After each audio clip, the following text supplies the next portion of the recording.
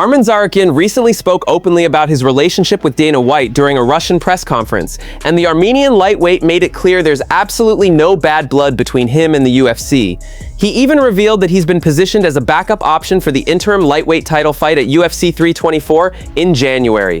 Not in the traditional sense, where he officially weighs in and stays on standby all fight week, but instead Arman says he'll simply keep his weight under control so that if the UFC gives him a call about a week out, he's ready to step in. This approach really highlights how professional and prepared Arman is. He's staying in top shape without being locked into the full fight week grind.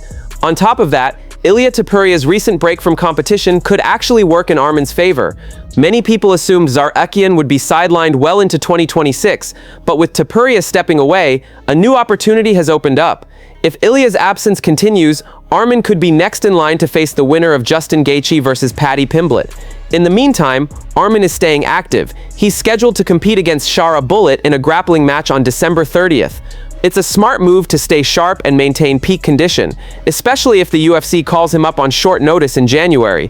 Because of Arman's well-known dislike for Paddy Pimblett, he even offered to help Justin Gaethje prepare for their fight. And here's how the highlight responded to that offer. Arman Tsarukyan wants to help you train for Paddy Pimblett. Did you see that?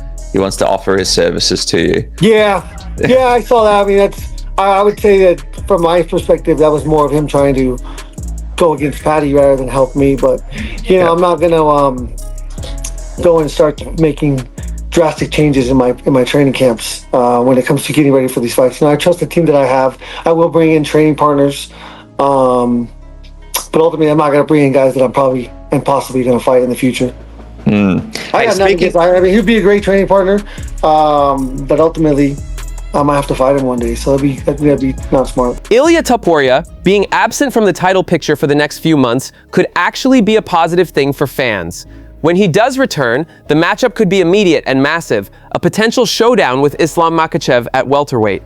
If Ilia's lawsuit drags on as long as expected, the UFC may be forced to strip him of the lightweight belt, which would clear the path for a move to 170 pounds. Analysts like Chael Sonnen are already discussing this possibility, suggesting that it would be easier for the UFC to book Ilia straight into a welterweight title fight rather than having him move up as a reigning lightweight champion. This scenario becomes even more likely if Justin Gaethje defeats Paddy Pimblett and wins the interim belt, especially since Ilia himself has confirmed the UFC already has plans in place for Justin if that happens. Fans could be looking at a dream welterweight matchup much sooner than expected. Ilia recently gave his first interview since the lawsuit drama began, but he avoided addressing it directly. Instead, he focused on his career and future goals, including his desire to fight in Madrid, steering clear of any controversy. Let's hear what Chael Sonnen had to say about the situation. Islam versus Ilia isn't huge, but now they got something to fight about. And you're not going to be able to get them together if Ilia remains the 55-pound champion, not for the White House long or even for some special spoof, no matter how important. You're not going to let those boys get together. They can find their way to each other very easily, as long as Ilia isn't holding up a division any more than Islam's holding up a division. So if we have the ability to get the belt off of Ilia without giving him a scratch, right? I mean, behind the scenes, you're giving him a bump anyway. Behind the scenes, you pulled him down in the rankings and put Islam, a guy who refused to fight him. You put a guy who refused to fight Ilia over Ilia. So you want a pound of flesh. It's very clear that you do. Just take the whole damn thing. Don't take a little version of his belt back. Take the entire belt back and let's let him float around. And then those two can find out the hard way, the way everybody else has to do it, who really is the best fighter in the world. Arman Tsarukyan found himself at the center of fresh controversy following a grappling match that quickly spiraled out of control. The lightweight contender faced Makhmud Bulatov, a Russian MMA fighter competing in ACA. While Arman secured a rear-naked choke submission, the result quickly took a back seat once tempers flared.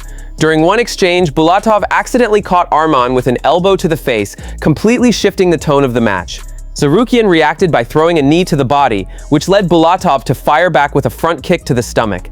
The situation escalated rapidly, with Arman's team storming the mat and the scene nearly turning into a full-blown brawl before officials stepped in. Things didn't cool down afterward. In the post-match interview, both fighters exchanged insults, turning what should have been a routine grappling win into a viral moment. Security eventually had to escort Arman out of the venue to prevent further chaos. The incident quickly reached UFC President Dana White, who was furious over what he viewed as Tsarukyan's unprofessional behavior. Given the already strained relationship between the two, including Arman pulling out of a title fight at the last minute, this incident only made things worse. Are you out of your fucking mind? What are you doing? Completely fucking irresponsible, stupid, irresponsible, and just completely fucking ridiculous. I mean, guy had the opportunity to fight for a title and didn't make weight. You know, the guy, I wish I could tell you, you know, he's an asshole. Meanwhile, Reinier de Ridder just called out Khamzat Chimaev following his tough loss to Brendan Allen at UFC Vancouver. Most fans had written RDR off, but it looks like he's far from done. In a recent interview with Home of Fight, de Ridder explained that his downfall came from pushing himself too hard. He rushed his run toward the title and paid the price. 5 brutal weight cuts in 1 year completely drained him, and that exhaustion showed in his performance. Now RDR says he's regrouped, nearly fully recovered, and ready to come back.